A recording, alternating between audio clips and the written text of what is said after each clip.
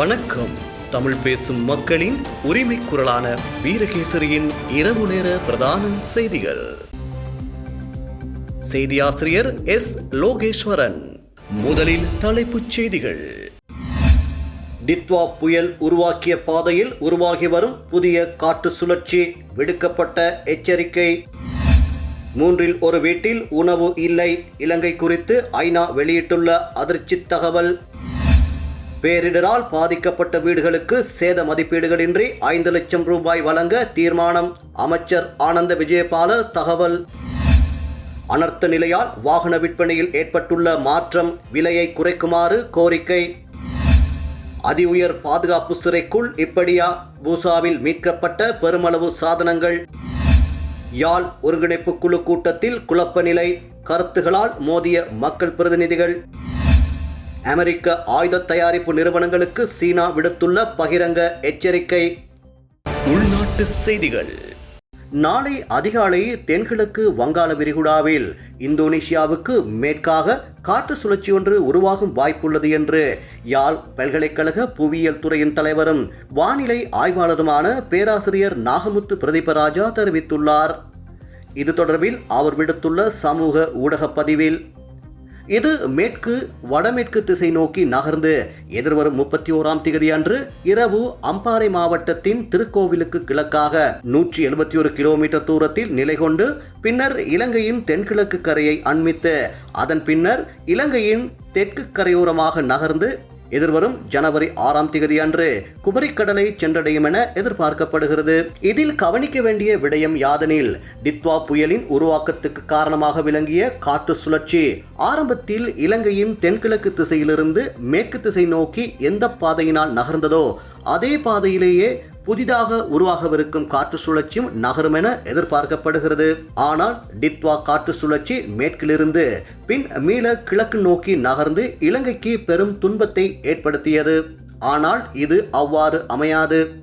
இதனால் எதிர்வரும் 28ஆம் தேதி முதல் ஜனவரி 6ஆம் தேதி வரை நாடு முழுவதும் மிதமானது முதல் கனமான வரை மழை கிடைக்கும் வாய்ப்புள்ளது.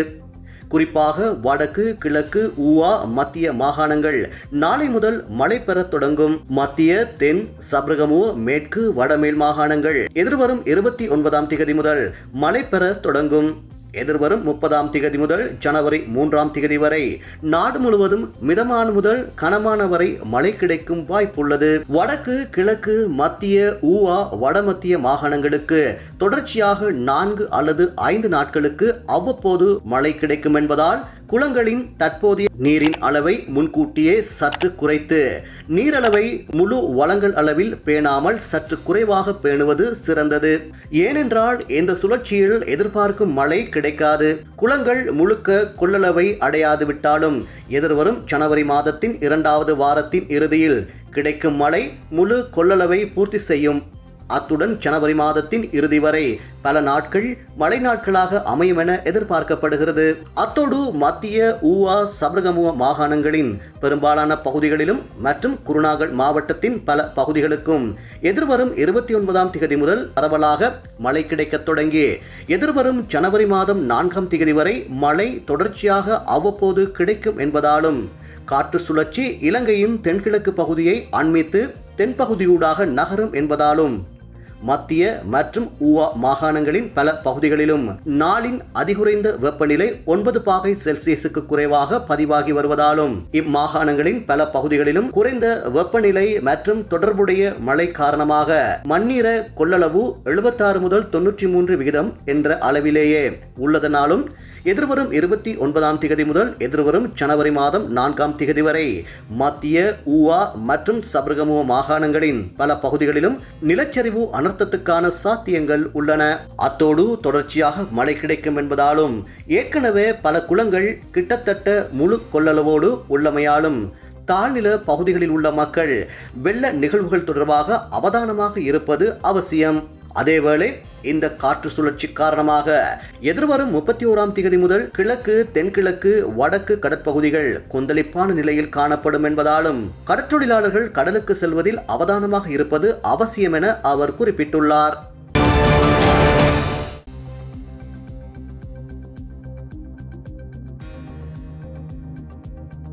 நாட்டில் ஏற்பட்ட அதிதீவிர வானிலையால் பாதிக்கப்பட்டுள்ள 5,27,000 சிறுவர்களுக்கு மனிதாபிமான உதவி தேவைப்படுவதாக ஐக்கிய நாடுகள் சபை தெரிவித்துள்ளது. ஐக்கிய நாடுகள் சபை வெளியிட்டுள்ள அறிக்கையில் 1.2 மில்லியனுக்கும் அதிகமான மக்களுக்கு மனிதாபிமான உதவி தேவைப்படுவதாக குறிப்பிடப்பட்டுள்ளது. அத்துடன் பசி மற்றும் உணவு பாதுகாப்பின்மை அதிகரித்து வருவதாகவும் கூறப்படுகிறது. சுமார் 3 வீடுகளில் ஒரு வீடு உணவு பாதுகாப்பின்மையை எதிர்நோக்குவதாகவும் சுட்டிக்காட்டப்பட்டுள்ளது. அதே நேரம் பல குடும்பங்கள் உணவை குறைப்பது போன்ற உத்திகளை நாடுகின்ற நிலை ஏற்பட்டுள்ளதாகவும் ஐக்கிய நாடுகள் சபை வெளியிட்டுள்ள அறிக்கையில் தெரிவிக்கப்பட்டுள்ளது. பேரிடர் நிலைமையால் வீடுகளுக்கு ஏற்பட்டுள்ள பாதிப்புகளை நிவர்த்தி செய்வதற்காக தனித்தனியாக சேத மதிப்பீடுகளை மேற்கொள்ளாமல் ஒவ்வொரு வீட்டிற்கும் 5 லட்சம் ரூபாய் வீதம் வழங்க அரசாங்கம் தீர்மானித்துள்ளதாக பொதுமக்கள் பாதுகாப்பு அமைச்சர் ஆனந்த விஜயபால தெரிவித்துள்ளார். கோபேகனை பிரதேச செயலகத்தில் நடைபெற்ற பிரஜாசக்தி முன்முயற்சி தொடர்பான விழிப்புணர்வு நிகழ்ச்சியில் உரையாற்றும் போதே அவர் இதனை தெரிவித்தார். චක්‍රලයක හදන්න ඉස්සලා සාකච්ඡාවේ අරමුණ උනේ පූර්ණ වශයෙන් හානි වුණු නිවෙස් 2 අර්ධ වශයෙන් හානි වුණු නිවෙස් 3 ගම් වතුරට යම් ප්‍රමාණයක යට වෙච්ච නිවස. මම කියන්නේ අපි කොයිලාකවත් කිව්වේ නෑ රුපියල් 50000 තක්සේරු කරලා දෙන්න කියලා. 25000 තක්සේරු කරලා දෙන්න කිව්වේ නෑ. අපි හැමදාම කිව්වා මේ විශේෂණයවට පස්සේ කියපු ප්‍රධානම කාරණේ තමයි තිබ්බු තත්ත්වයට වඩා හොඳ තත්ත්වයක් අපි අත්පත් කරලා දෙනවා ජීවිත හැර අහිමි වෙච්චි සියලු දේ ලබා දෙන්න. ඉතින් අපි බලන්න ඕන හැම වෙලාවෙම ජනතාවගේ පැත්තෙන් ඉඳලා තමයි. ඒ හින්දා රාජකාරියේදී අපි අපේ අභිමතයන් පාවිච්චි කරන්නේ තීන්දුව ගන්න ජනතාවගේ පැත්තේ ඉඳමින් කරන්නේ. ඒ මුදල් ලැබෙන්නේ ඔහුගේ පවුල තව ටිකක් උඩට ගේන්න. இயற்கை அனர்த்தங்களால் பாதிக்கப்பட்டவர்களுக்கான நிவாரணங்கள் வழங்குவது தொடர்பில் சுற்று நிருபம் தயாரிக்கப்பட முன்னரே 50,000 ரூபாய் நிவாரண கொடுப்பனவு அறிவிக்கப்பட்டது. அனர்த்தங்களால் முற்றாக சேதமடைந்த வீடுகள், பகுதியளவில் சேதமடைந்த வீடுகள் மற்றும் வெள்ள நீர் அல்லது மண் உட்புகுந்த வீடுகள் என அனைத்துக்கும் இந்த கொடுப்பனவுகள் அறிவிக்கப்பட்டுள்ளன. அதேபோன்று வீடுகளை தூய்மைப்படுத்துவதற்காக அறிவிக்கப்பட்ட 25,000 ரூபாய் கொடுப்பனவுகளும் மதிப்பீட்டின் அடிப்படையில் வழங்கப்படவில்லை. பாதிக்கப்பட்ட வீடுகளை முன்னரை விட சிறந்த நிலையில் மீள புனரமைத்து கொடுப்போம். இழந்த உயிர்களை தவிர ஏனைய அனைத்தையும் நாம் மீட்டுக் கொடுப்போம். மக்களின் பக்கமிருந்தே நாம் அனைத்தையும் சிந்திக்கின்றோம். டித்வா சூறாவளியின் பின்னர் முழுமையாக அல்லது பகுதியளவில் சேதமடைந்த வீடுகளை கொண்ட குடும்பங்களுக்கு ஆதரவளிக்கும் நோக்கில் முறையாக சுற்று நிருபங்கள் வெளியிடப்படுவதற்கு முன்னரே ஆரம்ப கட்ட நிதியுதவிகள் வழங்கப்பட்டன. ඊට පස්සේ තීන්දුව කරා ඔකේ 1,05,000 ගානේ දෙමු තක්සේරු නොකර කියලා. 1,20,000 අර්ධානි සිද්ධ වෙලා තියෙනවා මේ තක්සේරු කරගියොත් තව වුණක් විතර. ඒක තීන්දුවක් ගත්තා රුපියල් 1,05,000 ගානේ සියලු දෙනාට දෙන්න. තක්සේරුවක් නොමැතිව යම් කෙනෙක් හිතනවා නම් Taman තක්සේරු කරලා තමයි මුදල ගන්න ඕන කියලා එයාට පුළුවන් මට රුපියල් 1,05,000 එපා තක්සේරු කරලා මගේ වටිනාකම දෙන්න. ඒක තක්සේරු කරපුවාම ඒක 1,25,000 දෙනවා. ඒක 50 දෙනවා. එහෙම තමයි තීන්දුව අරන් තියෙන්නේ. பகுதியளவில் சேதமடைந்த 1,20,000க்கும் அதிகமான வீடுகளுக்கான விரிவான மதிப்பீடுகளை மேற்கொள்வதற்கு சுமார் 1 வருட காலம் எடுக்கும். இது நிவாரணங்களை வழங்குவதில் தாமதத்தை ஏற்படுத்தக்கூடும். எனவே சரியான நேரத்தில் உதவிகளை உறுதி செய்வதற்காக மதிப்பீடுகள் ஏதுமின்றி பாதிக்கப்பட்ட ஒவ்வொரு வீட்டிற்கும் தலா 5 லட்சம் ரூபாய் நிலையான தொகையை வழங்க அரசாங்கம் தீர்மானித்துள்ளது. இருப்பினும் முறையான சேத மதிப்பீட்டை மேற்கொள்ள விரும்பும் குடும்பங்கள் இந்த நிலையான கொடுப்பனவை பெறுவதை தவிர்க்கலாம். அத்தகைய சந்தர்ப்பங்களில் மதிப்பீடு செய்யப்பட்ட சேதத்தின் மதிப்பீட்டின் அடிப்படையில் இழப்பீடு வழங்கப்படும். மதிப்பீடு செய்யப்பட்ட சேதத்தின் மதிப்பு 2.5 மில்லியன் ரூபாய் அல்லது 5 மில்லியன் ரூபாவாக இருந்தாலும் அரசாங்கம் அதற்கேற்ப முழுமையான மதிப்பீட்டு தொகையை வழங்கும் என அவர் தெரிவித்தார். சாதாரண மக்கள் பயன்படுத்தும் சிறிய ரக வாகனங்களின் விலையை குறைக்க அரசாங்கம் அவதானம் செலுத்த வேண்டும் என இலங்கை வாகன இறக்குமதியாளர்கள் சங்கத்தின் தலைவர் பிரசாத் மானகே தெரிவித்துள்ளார். குறைந்த என்ஜின் கொள்ளளவு கொண்ட வாகனங்களின் விலையில் மாற்றத்தை ஏற்படுத்துமாறு அவர் அரசாங்கத்திடம் கோரிக்கை விடுத்துள்ளார். இதுகுறித்து அவர் மேலும் கூறுகையில், අපි පාරිපූ ජනතාව වෙනුවෙන් පුළුවන් නම් මිලේ යම් වෙනසක් කරන්න. අඩුම තරමේ මේ පොඩි වාහන. මොකද මේ සාමාන්‍ය ජනතාව මිලදී ගන්න ඇල්ටෝ, වැගන්ආර්, යාරිස්, සුසුකි හස්ලර් වගේ අඩුමාන 1000cc කැටගරි එකේ හෝ මේ ඩියුටි එක අඩු කරලා දෙන්න කියලා අපි ඉල්ලන්න කැමතියි. சாதாரண பொதுமக்கள் கொள்வனவு செய்யும் ஆல்டோ, வேகனார், யாரிஸ், அஸ்டலர் போன்ற 1000 சிசி வரம்பிற்குட்பட்ட வாகனங்களுக்கான வரியை குறைத்து வழங்குங்கள். ஒரு சாதாரண வேகனார் வாகனத்திற்கு சுமார் 40 லட்சம் ரூபாய் வரி விதிக்கப்படுகிறது. நடுத்தர வர்க்கத்தினரே இதனை வாங்குகின்றார்கள். அத்துடன் இது சிறந்த எரிபொருள் சிக்கனம் கொண்ட வாகனம். உண்மையில் இவ்வாறான வாகனங்களையே ஊக்குவிக்க வேண்டும் என்றார். இதேவேளை நாட்டில் நிலவிய அனர்த்த நிலைமை காரணமாக வாகன விற்பனையில் குறிப்பிடத்தக்க வீழ்ச்சி ஏற்பட்டுள்ளதாக அவர் குறிப்பிட்டார். இதன் காரணமாக இறக்குமதி செய்யப்படும் வாகனங்களுக்கான நிபந்தனைகளை தளர்த்துமாறும் அவர் அரசாங்கத்திடம் கேட்டுக் கொண்டுள்ளார். මේ වෙලාවේ ඇත්තටම අපි සියලු දෙනා දන්නවා සාමාන්‍යයෙන් වැගන්නාර් රථයකට පවා ලක්ෂ 40 ක විතර ඩියුටි පර්සන්ටේජ් එකක් වදිනවා. ඉතින් මේක සාමාන්‍යයෙන් 650 cc පොඩි එන්ජින් එකක් තියෙන පොඩි වාහනයක්. මේක මිලදී ගන්නේ සාමාන්‍ය මධ්‍යම ප්‍රාන්තිකයේ සාමාන්‍ය ජනතාව. ඉතින් මේක හොඳට ෆූවල් කරන මේක ඇත්තටම මේ වගේ வாகனம் අපි ப்ரோமோட் කරන්න ඕනේ. அனர்த்த நிலைமையால் மக்களின் பொருளாதார மட்டம் வீழ்ச்சியடைந்துள்ளது. முன்பதிவு செய்தவர்களால் வாகனங்களை வாங்க முடியாத நிலை ஏற்பட்டுள்ளது. 3 மாதங்கள் கடந்தவுடன் 3% அபராதம் விதிக்கப்படுகிறது. ஏற்கனவே நிலவும் அனர்த்த நிலைமையை கருத்தில் கொண்டு முடிந்தால் இந்த 3% அபராதத்தை நீக்கி தருமாறு அரசாங்கத்திடம் கோருகின்றோம் என அவர் கோரிக்கை விடுத்துள்ளமை குறிப்பிடத்தக்கது. පාරිභෝගික ජනතාවට මේ වාහන මිලදී ගැනීමට හැකියාව වෙන පරිදි අපි රජයෙන් නැවතත් ඉල්ලීමක් කරන්න කැමතියි. පුළුවන් නම් මේ වාහනවල මිල ගණන් අඩු කරලා දෙන්න. கடுமையான குற்றவாளிகள் தடுத்து வைக்கப்பட்டுள்ள பூசா அதி உயர் பாதுகாப்பு சிறைச்சாலையில் இந்த ஆண்டின் இதுவரையான காலப்பகுதியில் 100க்கும் மேற்பட்ட கையடக்க தொலைபேசிகள் கைப்பற்றப்பட்டுள்ளதாக போலீஸ் விசேட அதிரடிப்படை தெரிவித்துள்ளது. அண்மையில் மேற்கொள்ளப்பட்ட விசேட நடவடிக்கையின் போது பிரபல குற்றவாளிகளான லொக்குபெட்டி, மிதிகம ருவான் மற்றும் தெமட்டகுட சமிந்த ஆகியோர் தடுத்து வைக்கப்பட்டுள்ள சிறைக்கூடங்களுக்குள்ளிருந்தும் தொலைபேசிகள் கண்டெடுக்கப்பட்டுள்ளன. சில தொலைபேசிகள் சிறைக்கூடங்களின் தரையினுள் புதைக்கப்பட்டிருந்துள்ளன. சிறையில் இருந்தவாறே கையடக்க தொலைபேசி ஊடாக குற்றச் செயல்களை இவர்கள் வழிநடத்தி வருகின்றமை விசாரணைகளில் தெரிய வந்துள்ளது. இதுகுறித்து சம்பந்தப்பட்ட தரப்பினருக்கு அறிவித்தும் அதனை தடுப்பதற்கு அவர்கள் தவறியுள்ளதாக தெற்கு மாகாணத்திற்கு பொறுப்பான சிரேஷ்ட பிரதி போலீஸ் மா அதிபர் கித்ரி ஜயலத் கடந்த திங்கட்கிழமை தெரிவித்தார். இப்பின்னணியில் கடந்த 22, 23 மற்றும் 24ஆம் திகதிகளில் போலீஸ் விசேட அதிரடிப்படையினரும் சிறைச்சாலையின் அவசரகால மற்றும் தந்திரோபாய பிரிவினரும் இணைந்து விசேட தேடுதல் நடத்தினர். இதன்போது கனேமுள்ள சஞ்சீவ கொலை சம்பவத்தின் துப்பாக்கிதாரி என சந்தேகிக்கப்படும் சமிந்து தில்சானின் அறையிலிருந்து ஒரு தொலைபேசி மீட்கப்பட்டுள்ளது. குருல்லா எனப்படும் அமில இருஸ்லாட் என்பவரின் அறையில் 1.5 அடி ஆழத்தில் புதைக்கப்பட்டிருந்த ஸ்மார்ட் ரக தொலைபேசி, சார்ஜர் மற்றும் தரவு கேபிள் என்பன கண்டுபிடிக்கப்பட்டுள்ளன.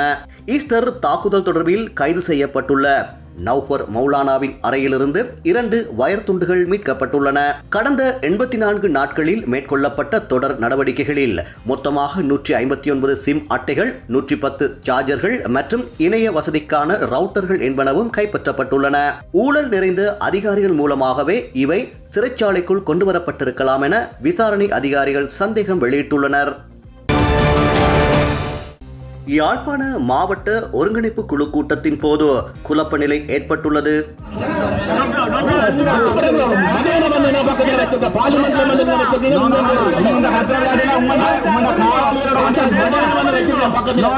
நீங்கள் உங்களோட சண்டை அங்கே வச்சுக் கொள்ளுங்க. நாங்கள் மக்களுடைய பிரதிநிதிகள். தயவு செய்து இது ஒரு முக்கியமான விஷயம்.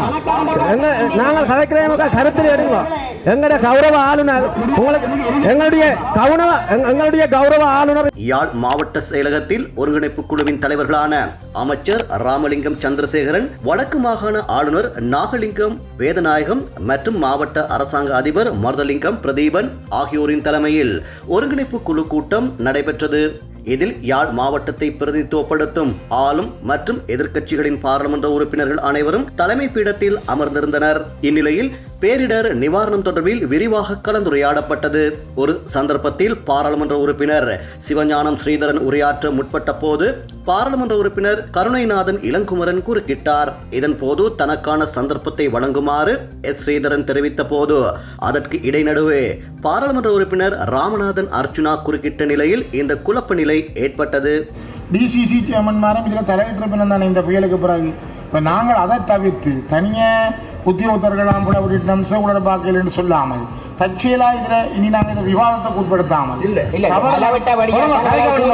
தயவு செய்து கலைக்க விடுங்க. முதலாவது நீங்க இந்த குழந்தை ஒன்று வரக்கூடாது. கொஞ்சம் நான் கேட்கிறேன் கொஞ்சம்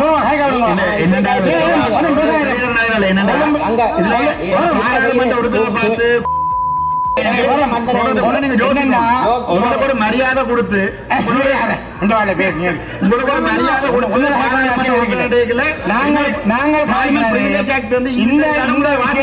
தவறு நடந்தது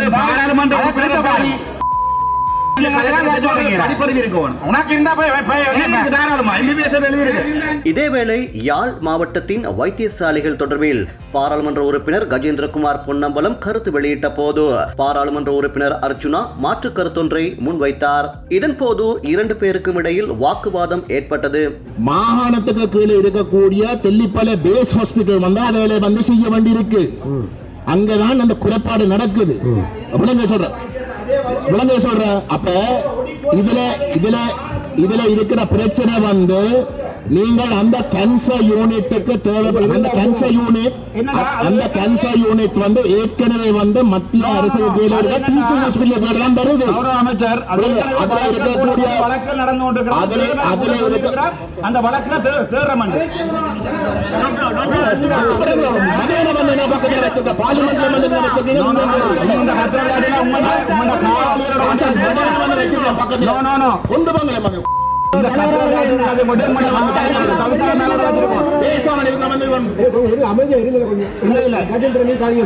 இதற்கிடையில் யாழ் போதனா வைத்தியசாலையின் பணிப்பாளர் சத்தியமூர்த்தி தெளிவுபடுத்தல் ஒன்றுக்காக முயற்சித்த போதும் பாராளுமன்ற உறுப்பினர் அர்ச்சுனா குறுக்கிட்டார். இதன்போது கோபமடைந்த மக்கள் பிரதிநிதிகள் தமது எதிர்ப்பை வெளிப்படுத்தியிருந்தமை குறிப்பிடத்தக்கது. ஏனெனில் போதனா வைத்தியசாலையில் வந்து எங்கட வயதானவர்கள் திடீரென்று ஸ்ட்ரோக்கால தினசரி வாரார்கள். அதுக்கு முக்கியமா நான் சொல்லி முடிக்கிறேன். உங்களை சொல்லல, நான் சொன்னா களவெடுக்கிறார்களுக்கு ஜோசிகேட்ல ஸ்ட்ரோக் வரும். அது ஜோசிகே நோமலா களவெடுக்கிறார்கள் பிடிபற்ற மோண்டு கொஞ்சம் இருங்களே.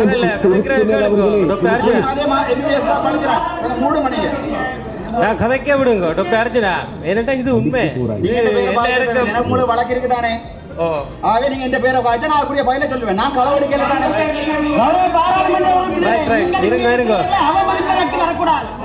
சரிதானே? அரசு நிதியை பயன்படுத்தி இடம்பெறுகின்ற கூட்டங்கள் இதிலே வந்து கௌரவ அர்ஜுனா உங்க ஆக்கா கலைச்ச ரெக்கார்டிங் போட்டு வந்து கேட்கலையா நீங்கள்? உங்க ஆக்கா கலைச்ச முடியாத ரெக்கார்டிங் போட்டு கேட்கலையா நீங்கள்? எந்த சட்ட நடவடிக்கை எடுங்கள். என்ன பேசுகிறது? உங்களோட கலாச்சாரம், பாரம்பரியம், பண்பாடு, உங்களோட கட்சி தலைமட்ட எல்லா வேலையும் போட்டுங்க. ரெக்கார்டிங் போட்டுங்க. நீங்கள் உங்களோட சண்டை அங்களை வச்சுக் கொள்ளுங்க. நாங்கள் வந்து மக்களுடைய பிரதிநிதிகள். எங்களுக்கு எவ்வளவு தேவையோட வந்திருக்கிறோம். ஐயா எம்பிமார் கொஞ்சம் சத்தத்தை குறையுங்க. ஏன்னா எங்களால நீங்க வந்து நீங்க சண்டை பிடிக்க நாங்க கடத்தொழிலாளர் கொஞ்சம் வெயிட் பண்ணுங்க. மக்களுடைய பிரச்சனை இது. மக்களுடைய சில பிரச்சனைகளுக்கு இங்க ஹைகரேட் எங்களுக்கு செவிமடுங்க. எங்களை கொஞ்சம் பிளீஸ் தயவு செய்து இதை நீங்கள் பார்லிமெண்ட்ல போய் கதையுங்க தயவு செய்து. கண்டி மாவட்ட செயலகத்தில் வெடிபொருட்கள் இருப்பதாக கிடைத்த தகவல் பொதுமக்களிடையே பீதியை ஏற்படுத்தும் முயற்சியாக இருக்கலாம் என போலீசார் சந்தேகிக்கின்றனர். இன்று காலை விடுக்கப்பட்டுள்ள புதிய அறிவிப்பில் இத்தகவல் குறித்து கணனி குற்றப்புலனாய்வு பிரிவினர் மேலதிக விசாரணைகளை முன்னெடுப்பார்கள் என போலீசார் தெரிவித்துள்ளனர். கண்டி மாவட்ட செயலகத்தின் 5 இடங்களில் குண்டுகள் மறைத்து வைக்கப்பட்டுள்ளதாக அந்த அலுவலகத்தின் மின்னஞ்சல் முகவரிக்கு நேற்று செய்தியொன்று அனுப்பப்பட்டிருந்தது. இது தொடர்பாக கண்டி பிரிவுக்கு பொறுப்பான சிரேஷ்ட போலீஸ் அத்தியட்சகருக்கு அறிவிக்கப்பட்டதை அடுத்து கண்டி போலீஸ் நிலைய உத்தியோகஸ்தர்கள், போலீஸ் மோப்பனாய் பிரிவு, போலீஸ் விசேட அதிரடிப்படையின் குண்டு செயலிழக்கச் செய்யும் பிரிவு மற்றும் இராணுவத்தின் குண்டு செயலிழக்கச் செய்யும் பிரிவினர் வரவழைக்கப்பட்டு பாரிய தேடுதல் நடவடிக்கை முன்னெடுக்கப்பட்டது. இந்த தேடுதல் நடவடிக்கைகள் நேற்று காலை முதல் மாலை வரை மேற்கொள்ளப்பட்ட போதிலும் சந்தேகத்துக்கிடமான வெடிபொருட்கள் எதுவும் கண்டுபிடிக்கப்படவில்லை. இதன்படி இத்தகவலானது பொதுமக்களிடையே தேவையற்ற பதற்ற ஆயுதத்தை உருவாக்குவதற்காக மேற்கொள்ளப்பட்ட ஒரு முயற்சியாக கருதப்படுவதாகவும் இது தொடர்பில் கணனி குற்றப்புலனாய்வு பிரிவினர் தீவிர விசாரணைகளை மேற்கொள்வார்கள் என்றும் போலீசார் மேலும் குறிப்பிட்டுள்ளனர். வெளிநாட்டு செய்திகள். அமெரிக்காவின் 20 பாதுகாப்பு நிறுவனங்களுக்கு சீனா தடை விதித்துள்ளது. தாய்வானுக்கு ஆயுதங்கள் விற்க ஒப்பந்தம் போட்டதால் இந்த தடை விதிக்கப்பட்டுள்ளது. தாய்வானை தன்வசப்படுத்த சீனா முயற்சித்து வரும் நிலையில் அதற்கு தாய்வான் கடும் எதிர்ப்பை தெரிவித்து வருகிறது. இது தொடர்பாக இரு நாடுகளுக்கும் இடையே நீண்ட காலமாக பிரச்சினை நீடித்து வருகிறது. இந்நிலையில் சீனாவின் எதிர்ப்பை மீறி அமெரிக்க ஜனாதிபதி டொனால்ட் ட்ரம்ப் தலைமையிலான அரசாங்கம் தாய்வானுக்கு சுமார் $11.1 பில்லியன் மதிப்பிலான ஆயுதங்கள் வழங்கும் ராணுவ ஒப்பந்தத்திற்கு ஒப்புதல் வழங்கியுள்ளது. இதையடுத்து சீனா அமெரிக்காவில் உள்ள ஆயுத தயாரிப்பு மற்றும் பாதுகாப்பு சார்ந்த 20 நிறுவனங்களுக்கு அதிரடியாக தடை விதித்துள்ளது. அத்தோடு அந்நிறுவனங்களைச் சேர்ந்த 10 உயர் அதிகாரிகளுக்கும் சீனா தடை விதித்துள்ளது. இது தொடர்பில் சீன வெளியுறவு அமைச்சு அறிக்கையொன்றை வெளியிட்டுள்ளது. குறித்த அறிக்கையில் மேலும் தெரிவிக்கப்பட்டுள்ளதாவது: தாய்வான் பிரச்சினையில் ஆத்திரமூட்டும் செயல்களை செய்ய முயற்சிக்கும் எவருக்கும் சீனாவின் உறுதியான பதில் வழங்கப்படும். ஒரே சீனா என்ற கொள்கையை அமெரிக்கா கடைபிடிக்க வேண்டும். தாய்வானுக்கு ஆயுதம் வழங்கும் ஆபத்தான நடவடிக்கைகளை நிறுத்த வேண்டும் என குறிப்பிடப்பட்டுள்ளது. தற்போது தடை செய்யப்பட்டுள்ள 20 நிறுவனங்களில் பெரும்பாலானவை சீனாவுடன் வர்த்தகம் செய்யவில்லை. எனவே இந்த தடை என்பது அமெரிக்காவிற்கு எச்சரிக்கையாகவே கருதப்படுகின்றமை குறிப்பிடத்தக்கது. வெளிநாட்டு செய்திகள். அமெரிக்காவின் கலிபோர்னியா மாநிலத்தில் வளிமண்டல நதிகள் எனப்படும் சக்தி வாய்ந்த வானிலை மாற்றத்தால் பெய்து வரும் கனமழை பெரும் வெள்ளப்பெருக்கையும் மண் சரிவையும் ஏற்படுத்தியுள்ளது. கிறிஸ்துமஸ் தினமான நேற்று முன்தினம் வரை இந்த இயற்கை சீற்றத்தில் சிக்கி 3 உயிரிழந்துள்ளதாக உள்ளூர் அதிகாரிகள் உறுதிப்படுத்தியுள்ளனர். இந்த கனமழையினால் லாஸ் ஏஞ்சல்ஸ் கவுண்டியின் சில பகுதிகளில் சுமார் 300 மில்லிமீட்டர் மழை வீழ்ச்சி பதிவாகியுள்ளது. இதனால் வீதி அணுகல் துண்டிக்கப்பட்டு சுமார் 1 லட்சத்துக்கும் மேற்பட்ட வீடுகள் மின்சாரமின்றி இருளில் மூழ்கியுள்ளன. லாஸ் ஏஞ்சல்ஸ், சான் பெர்னாண்டினோ மற்றும் சான் டியாகோ உள்ளிட்ட தெற்கு கலிபோர்னியா மாவட்டங்களில் கலிபோர்னியா ஆளுநர் கவின் நியூசம் அவசர நிலையை அறிவித்துள்ளார். குறிப்பாக கடந்த ஜனவரி மாதம் ஏற்பட்ட காட்டுத்தீயினால் தாவரங்கள் அழிந்த பகுதிகளில் மண்சரிவு ஏற்படும் அபாயம் அதிகமாக உள்ளதால் அங்குள்ள மக்கள் பாதுகாப்பான இடங்களுக்கு வெளியேறுமாறு எச்சரிக்கப்பட்டுள்ளனர். வானிலை ஆய்வு மையத்தின் தகவலின்படி இந்த பலத்த மழை மற்றும் காற்று இன்று வரையிலும் நீடிக்கப்படும் என எதிர்பார்க்கப்படுகிறது. சென்ட் ஜோன்ஸ் அருகே காற்றின் வேகம் மணித்தியாலத்திற்கு 160 கிலோமீட்டருக்கு மேல் பதிவாகியுள்ளது. விடுமுறை காலப்பகுதிகளில் மக்கள் மிகவும் கவனமாக இருக்க வேண்டும் என்றும் தேவையற்ற பயணங்களை தவிர்க்க வேண்டும் என்றும் Los Angeles mayor Karen Bass கேட்டுக் கொண்டுள்ளார். மீட்பு படையினர் தொடர்ந்து வெள்ளத்தில் சிக்கியவர்களை மீட்கும் பணியில் ஈடுபட்டு வருவதாகவும் அமெரிக்க ஊடகங்கள் தகவல் பகிர்ந்துள்ளன. இன்றைய நாணய மாற்று விகிதம்